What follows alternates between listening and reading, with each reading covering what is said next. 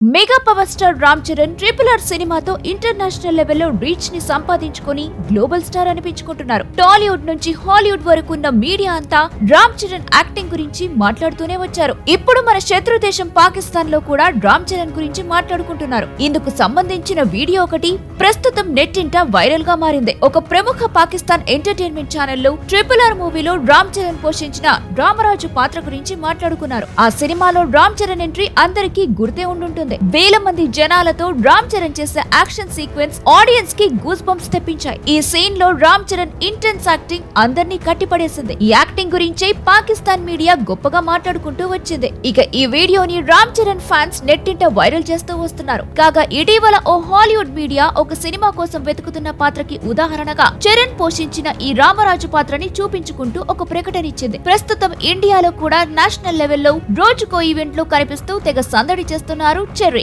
దీంతో local to global Charan పేరు మోగిపోతుంది.